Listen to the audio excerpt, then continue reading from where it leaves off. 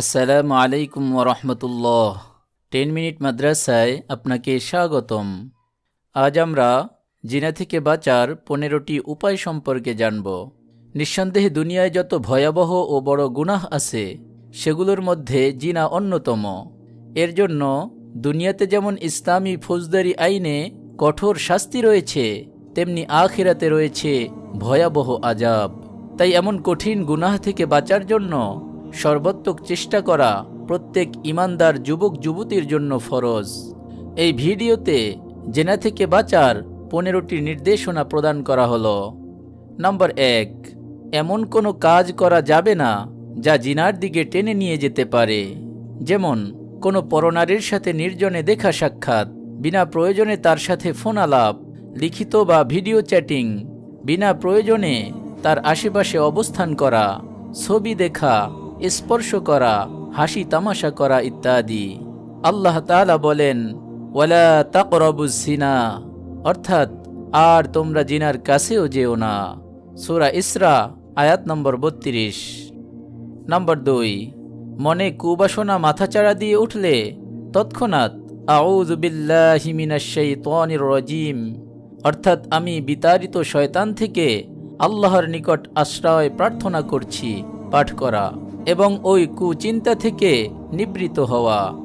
Number 3, বিয়ে করে স্ত্রীর সাথে সময় কাটানো, কিন্তু কোনো কারণে বিয়ে করা সম্ভব না হলে বা বিয়ের পরে স্ত্রীর সাথে না থাকলে জৈবিক চাহিদা দমনের জন্য নিয়মিত নফল রোজা রাখা।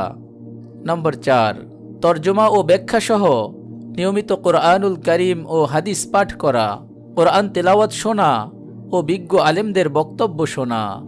নাম্বার 5, ভালো ও উপকারী কাজে ব্যস্ত থাকা, মানুষের উপকার করা ও জিকির আজকারে সময় দেয়া ও কোরআন মুখস্থ করা। নাম্বার 6, বিনা প্রয়োজনে বাড়ির বাইরে যেখানে সেখানে ঘোরাফেরা না করা, আর বাড়িতে থাকাকালীন যথাসম্ভব নির্জন ঘরে একাকী সময় না কাটানো, এর পরিবর্তে বাবা মা ও ভাই বোনদের সাথে সময় কাটানো। বিবাহিত হলে স্ত্রী পরিবারের সাথে থাকা। নাম্বার 7, জিনার ভয়াবহ পরিণতি তথা দুনিয়ার শাস্তি, লাঞ্ছনা ও আখিরাতের কঠিন আযাবের কথা স্মরণ করা। নাম্বার 8, মহান আল্লাহকে ভয় করা এবং এ কথা মনে রাখা যে দুনিয়ার কোনো মানুষ আমাকে না দেখলেও বিশ্ব চরাচরের মালিক মহান আল্লাহর চোখের সামনে এতটুকুও গোপন না।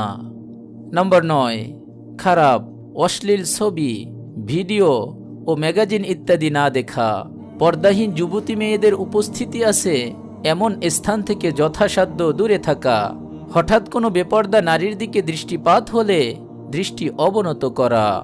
নাম্বার 10, গান বাজনা না শোনা এবং কনসার্ট ও নৃত্য অনুষ্ঠানে অংশগ্রহণ না করা। গান বাজনা মানুষের মনে মদের মতো কাজ করে, মনের মধ্যে কুচিন্তা জাগ্রত করে এবং কামনার আগুন জ্বালিয়ে দেয়। নাম্বার 11, মদ ও নেশাদার বস্তু থেকে দূরে থাকা।